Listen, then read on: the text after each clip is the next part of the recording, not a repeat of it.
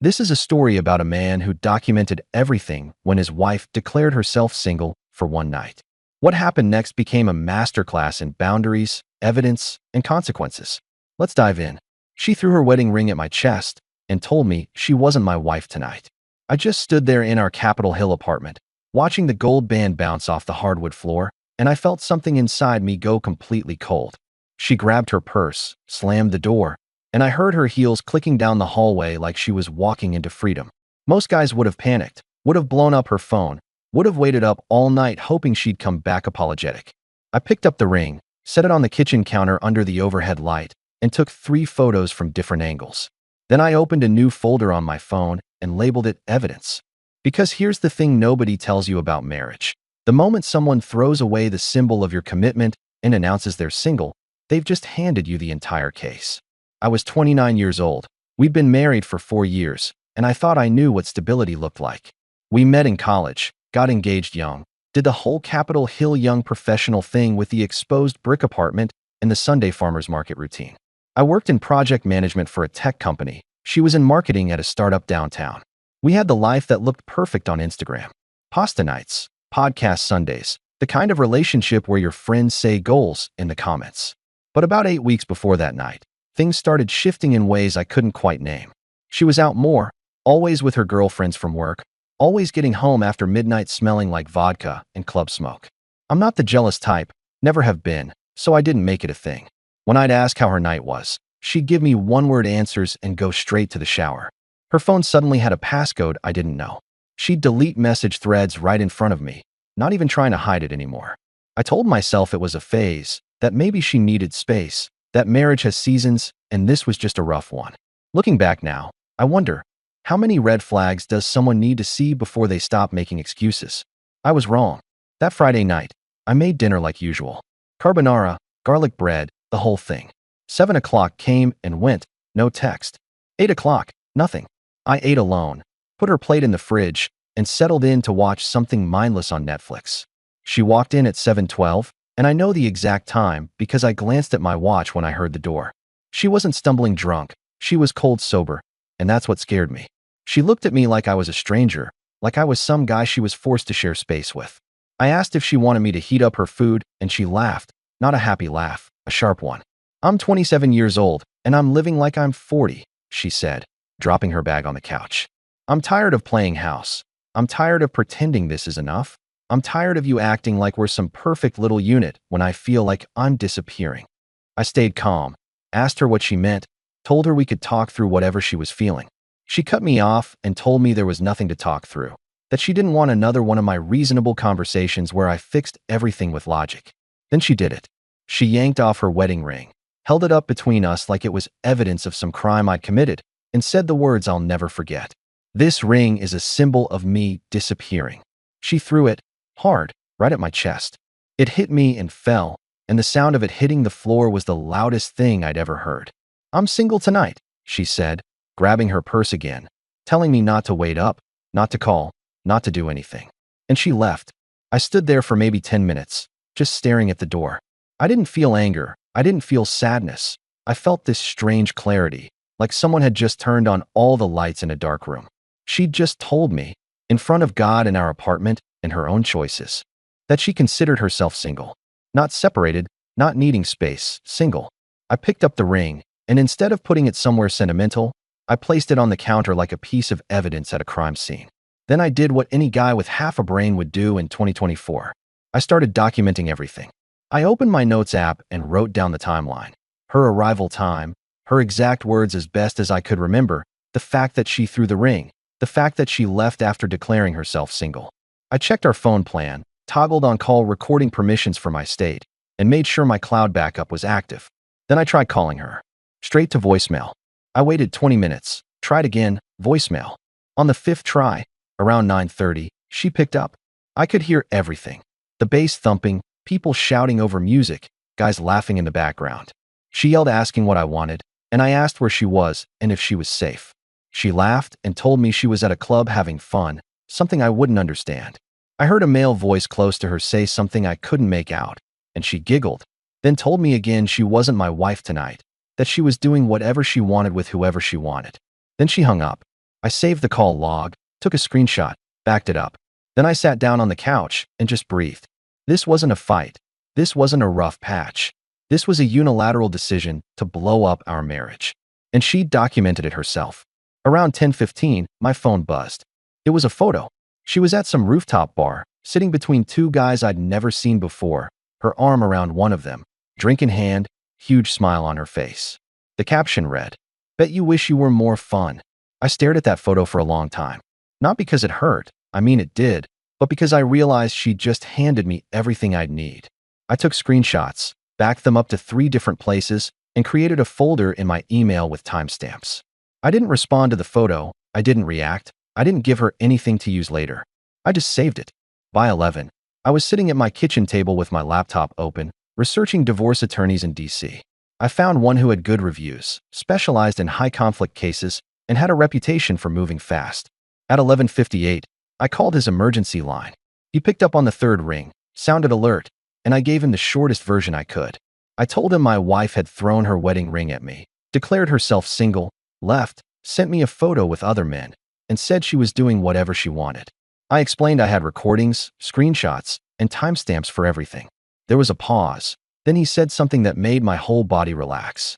"She just gave you the entire case," he said, telling me not to delete anything, not to contact her unless she contacted me first, and to meet him at his office Monday morning at 8. I hung up and realized I wasn't scared anymore. I was just done. She thought this was punishment, thought she could go out and live her single fantasy and come home to me waiting like a scolded kid ready to apologize for being boring. But when she walked back through that door, the papers would already be in motion. I went to bed that night and slept better than I had in 2 months. Because for the first time in a long time, I knew exactly what I was doing.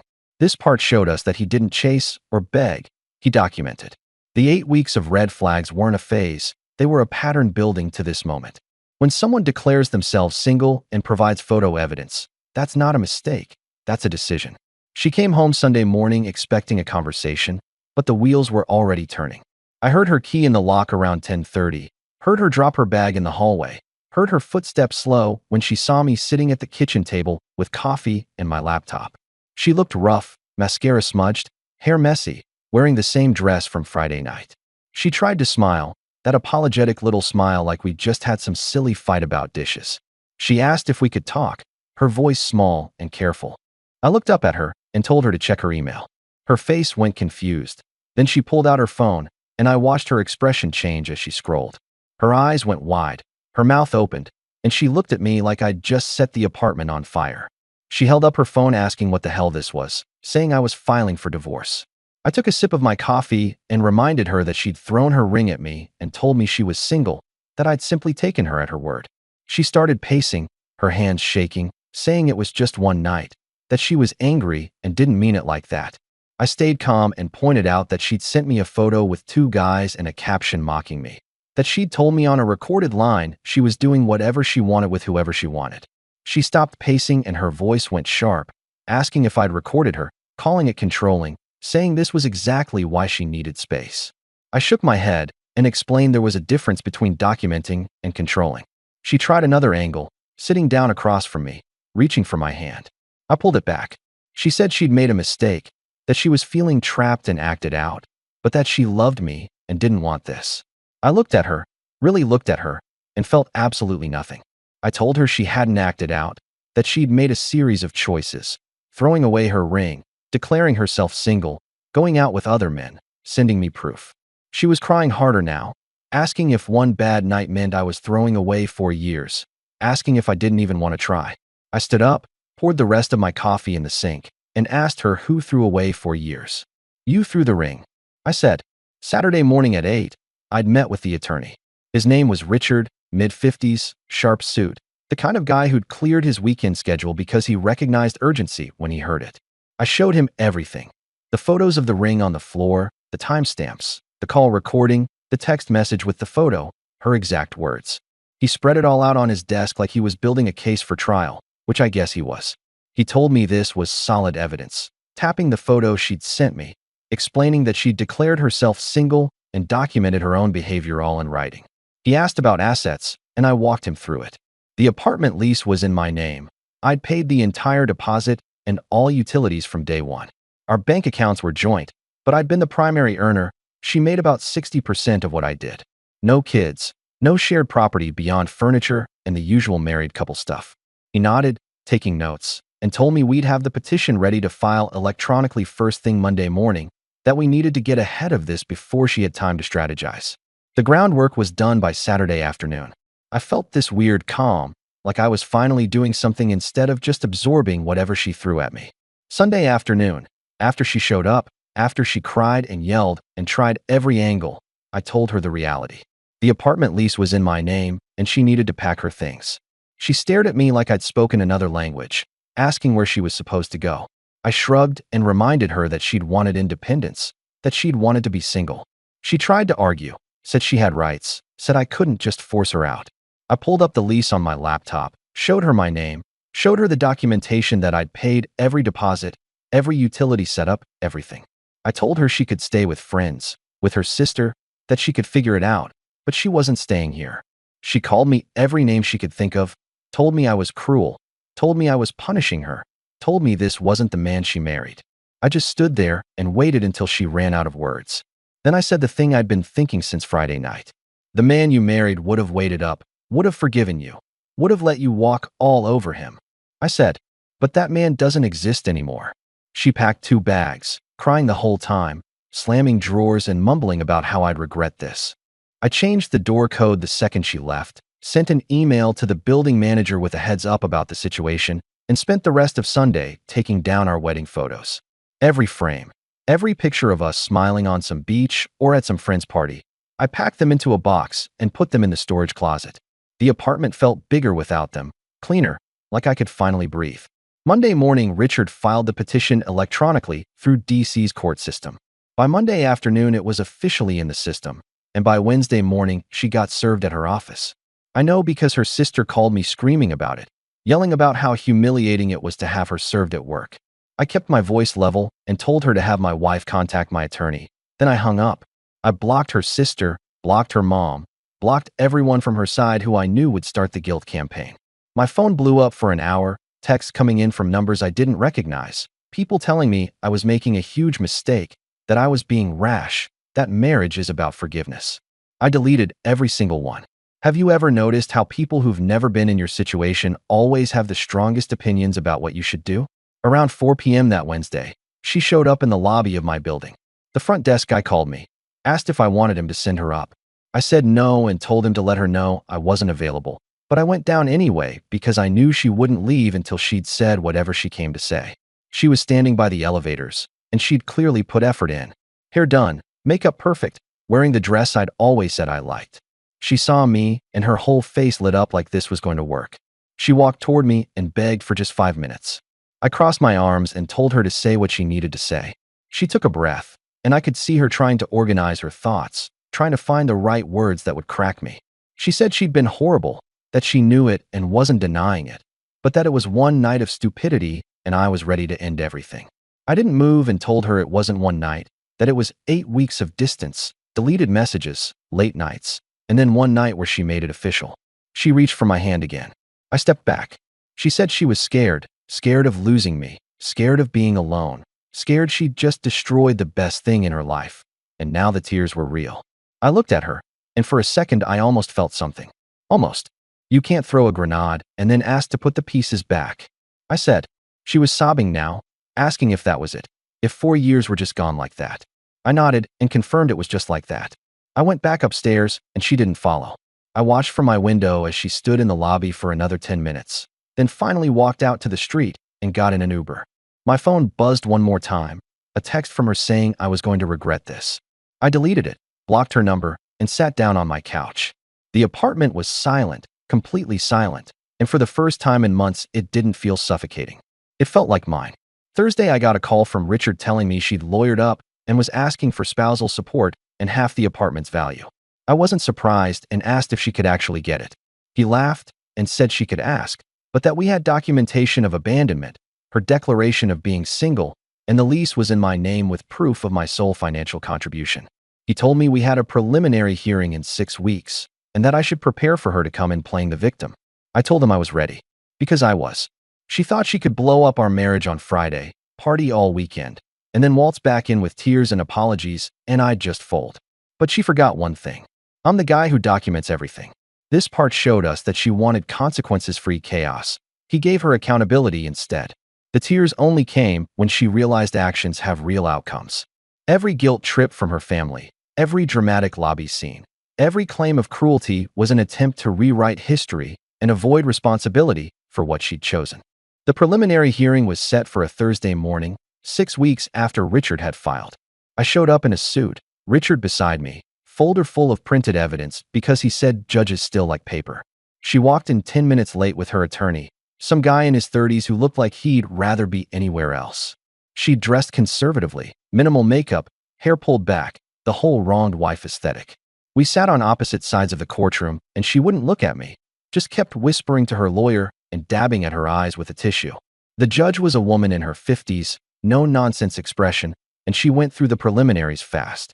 Her attorney stood up first and painted me as cold and impulsive, said I'd filed for divorce after one argument, that I'd kicked my wife out of her home with nowhere to go, that I'd refused all attempts at reconciliation. He made it sound like I'd abandoned her, not the other way around. Then Richard stood up and dropped the evidence like he was laying cards on a table. He showed the photos of the ring on the floor, played the audio of her phone call from the club where she declared herself single, showed the text message with the photo of her between two men with the caption mocking me.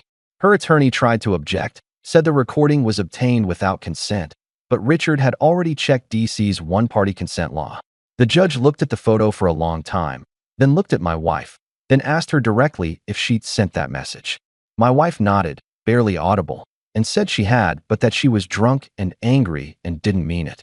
The judge asked what she did mean by telling her husband she was single and going out with other men. My wife started crying, said she'd felt suffocated in the marriage, that she'd needed space and made a terrible mistake. The judge didn't look sympathetic, she just looked tired. She asked me if I had any intention of reconciling. I said no, that trust once broken this completely couldn't be repaired. The judge granted temporary orders. I kept the apartment. Joint accounts were frozen pending asset division. No spousal support until the final hearing, and we were both ordered to attend one session of mediation before any trial. My wife's attorney tried to argue for temporary support, said she had nowhere to live. Richard countered that she'd voluntarily left the marital home after declaring herself single and had family in the area. The judge sided with us. Outside the courtroom, my wife tried to approach me. Richard stepped between us and reminded her all communication had to go through attorneys. She looked at me over his shoulder, her eyes red, and asked if I really felt nothing. I didn't answer, just walked away. The next week, she started a social media campaign, subtle at first. Posts about heartbreak, about being blindsided, about people showing their true colors. Her friends flooded the comments with support, calling me every name you can imagine. I didn't respond, didn't engage, just screenshot everything and sent it to Richard in case it became relevant. My friends reached out asking what really happened, and I gave them the short version. She threw her ring, declared herself single, went out with other guys, sent me proof, and I filed. Most of them weren't surprised. A few had seen the changes in her over the past months, the way she'd pull away at gatherings or spend the whole time on her phone. One of my buddies told me he'd seen her at a bar a few weeks before the blow-up, getting very close with some guy while I was supposedly at home working late. I wished he'd told me then, but I understood why he hadn't. Nobody wants to be the messenger in situations like that. The mediation session was scheduled for 3 weeks after the hearing, a Monday afternoon in a conference room downtown. It was me, Richard, her attorney, and a mediator who looked like she'd been doing this for decades. The mediator explained the process, said this was our chance to resolve things without going to trial, that it would be cheaper and faster for both of us. My wife's attorney started with their demands. She wanted half the apartment's appreciated value since we'd been married. She wanted half of my retirement account contributions during the marriage, and she wanted me to cover her moving expenses and first month's rent somewhere new. Richard countered with my offer. I'd give her a lump sum payment of $15,000, roughly equivalent to her financial contributions to shared expenses during the marriage, in exchange for her signing off on everything else with no further claims. Her attorney called it inadequate. Richard pointed out that she'd abandoned the marriage, that she had no legal claim to property I'd leased before marriage, and that her behavior was documented extensively. The mediator asked if we could take a break, and my wife's attorney took her into the hallway. Richard told me to stay firm, that they were posturing, that they knew they didn't have much leverage. When they came back, my wife asked if she could speak to me directly. The mediator said it was allowed if both attorneys agreed. Richard looked at me, I nodded, and he said fine. Her attorney looked annoyed but didn't object. She looked across the table at me, and her voice was shaking. "Is there any chance?" she asked. "Any chance at all that we could work this out?" I'd known this was coming, had prepared for it, but hearing her actually say it still felt strange. I looked at her, at this person I'd spent 4 years with, who I'd planned a future with, and I felt like I was looking at a stranger. "No," I said, and my voice was steady. She closed her eyes like I'd hit her, and when she opened them again, they were filled with anger instead of sadness. "I hate you," she said, loud enough that the mediator shifted uncomfortably, telling me she hated me for giving up, for being so cold, for not even trying. I didn't react, just sat there waiting for her to finish. "Okay," I said, "that makes this easier." Her attorney put a hand on her arm, whispered something, and she sat back in her chair breathing hard. The mediator asked if we needed another break, but I said no. I wanted to finish this. My wife's attorney conferred with her for a few minutes, then came back with a counter, $25,000, and I cover her attorney fees. Richard looked at me. I shook my head. We'd already agreed on our maximum, and this was above it. Richard told them the offer was $15,000. Take it or leave it. And if they wanted to go to trial, we'd be happy to let a judge see all the evidence in open court. That got their attention. Her attorney asked for a moment, took my wife outside again, and when they came back, she looked defeated. She agreed to the terms. We signed the settlement agreement right there. The mediator witnessed it, and it was done. The divorce would be finalized in 60 days, standard waiting period in DC, but the property division was settled. I wrote her a check for $15,000. She signed a release of all claims, and we were legally separated. As we were packing up, she stopped at the door and looked back at me one last time. She didn't say anything, just looked at me like she was trying to memorize my face or maybe trying to understand how we'd gotten here. Then she left. Richard shook my hand and told me I'd handled it perfectly, that most guys in my position would have caved to the emotional manipulation. I thanked him, paid his retainer balance, and walked out into the afternoon sun feeling lighter than I had in months. 60 days later, I got the email from the court. Dissolution finalized. Marriage legally ended. I was sitting at my desk at work when it came through, and I just stared at it for a minute. For years, over, reduced to a PDF attachment. I forwarded it to my personal email for records, then got back to work. That weekend, I rearranged the entire apartment, moved furniture, bought new sheets, hung different art. I wanted the space to feel like mine, not ours, not a museum of something dead. I started running again, something I'd stopped doing when we got married because she said I spent too much time on it. I took a weekend trip to Portland, just me, no plan, no schedule. I got a promotion 3 months later, the kind I'd been working toward but had been too distracted to fully pursue. My life started feeling like my own again, like I was living it instead of performing it. People asked if I was dating, and I said no, not yet, that I needed time to remember who I was outside of being someone's husband. The truth was I didn't miss her. I missed the idea of stability, the idea of partnership, but I didn't miss her specifically. And that told me everything I needed to know about whether I'd made the right choice. This story showed us that respect and trust aren't negotiable in a relationship, they're foundational. When someone shows you through their actions that they don't value what you've built together, believing them and responding accordingly isn't cruelty, it's self-respect. Documentation wasn't about revenge, it was about protecting himself from someone rewriting the narrative. What do you think about this story? Let me know in the comments, drop a like, and don't forget to subscribe for more real-life stories.